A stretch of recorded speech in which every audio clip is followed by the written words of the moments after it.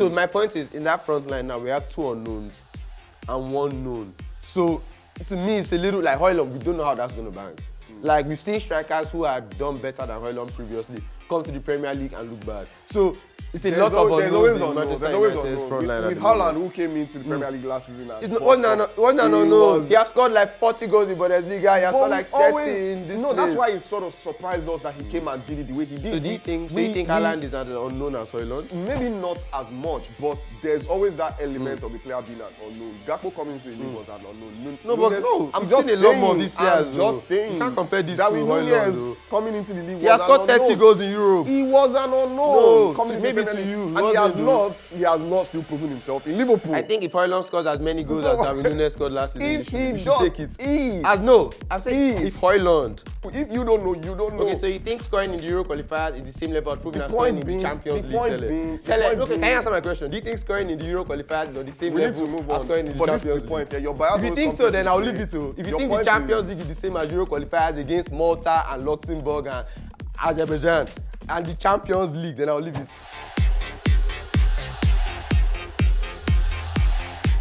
Big weekend and big week for somebody like Victor Osimhen, who has been named on FIFA's the best, is it 10-man or 15-man list?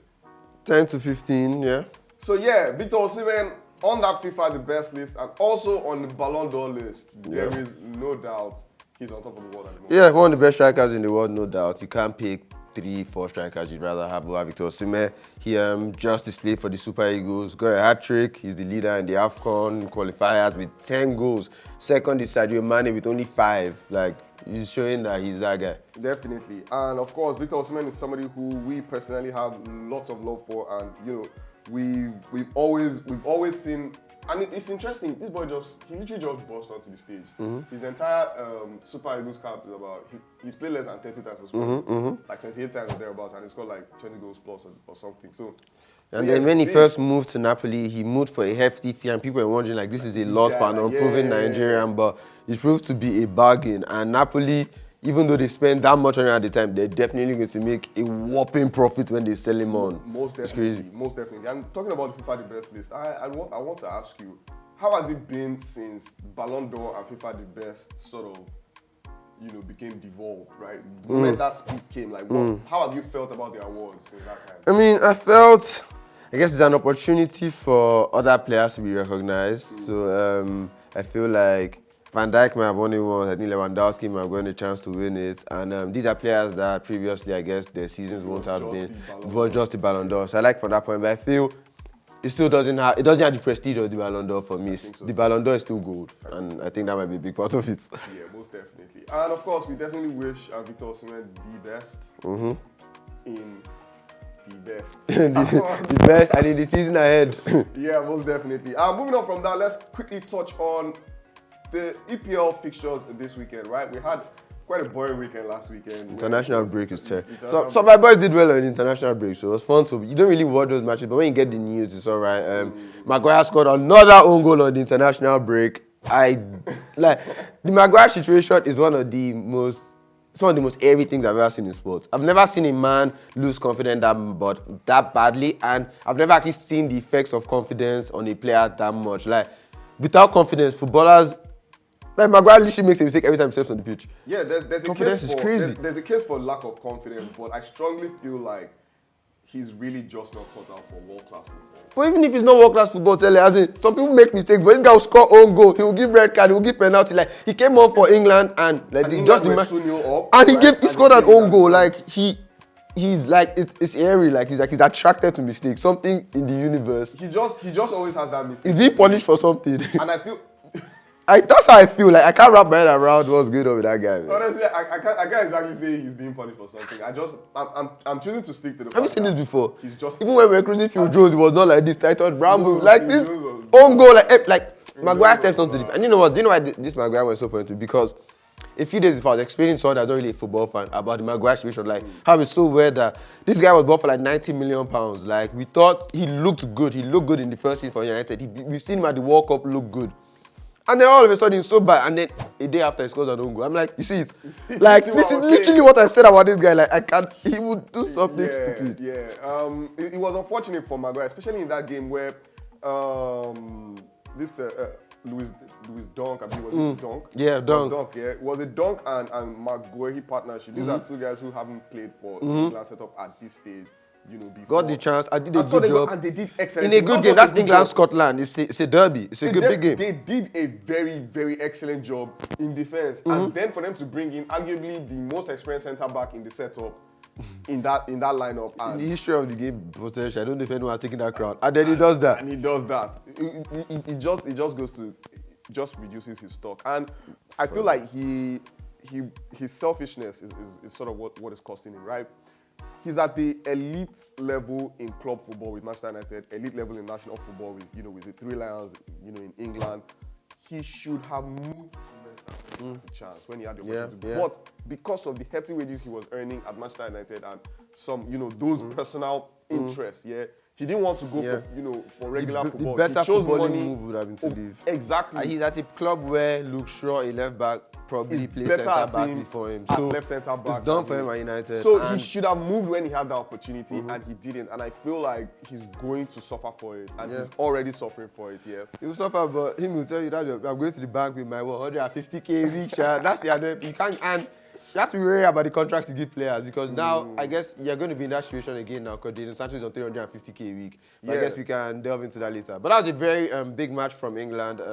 I like Bellingham's performance. I saw really good football. Bellingham, Rashford, and Foden played some brilliant football, and that was good to see. Bellingham was solid, but I would say less of Rashford because Bellingham showed the inefficiencies of Rashford in that game. He scored, but it was a gift from Robertson who laid it up to him. But when I'm talking about the link-up plays, like the link-up play was good. England they look better than I've seen them in a while. Yes, but I would say, and I'm sorry to be the devil's advocate here, but I did see a lot of poor decisions from Rashford. Rashford lost the ball a lot, and he was caught flat-footed a lot, right? He wasn't moving around as much as Bellingham, right? And that was so Bellingham's goal, for example, right, where it was all down to his movement. Yeah, he wasn't sleeping. He wasn't sleeping. He was the most and alive Rashford, in the box. In that move, you would see Rashford just standing and just looking around, just watching Bellingham move.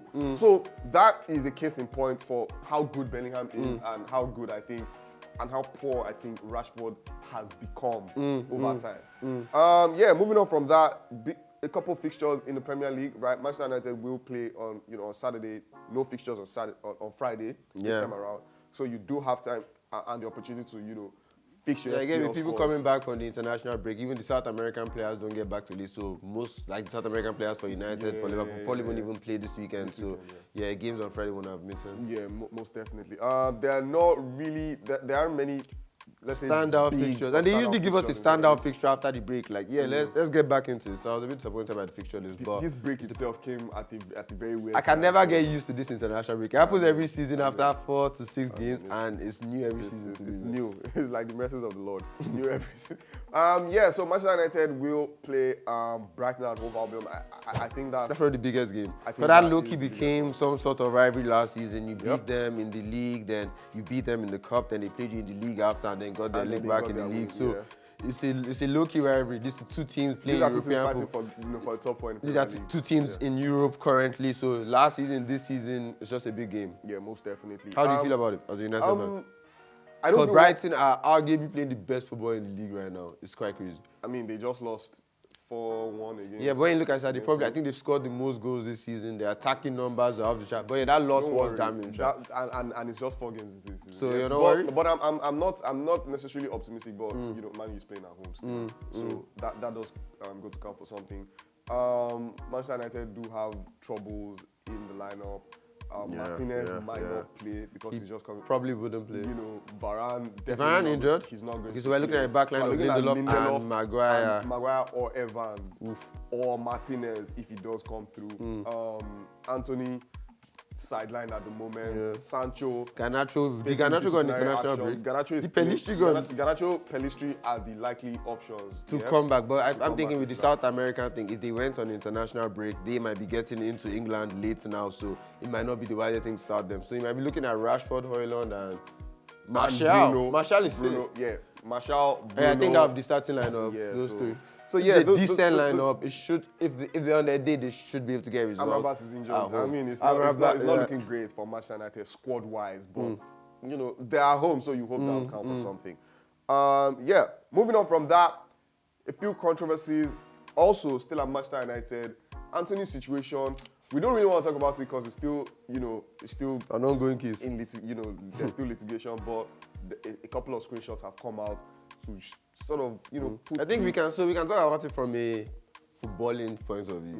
Yeah. We're not sure, but the facts are Anthony is now out of the squad. Yep. And for the foreseeable future.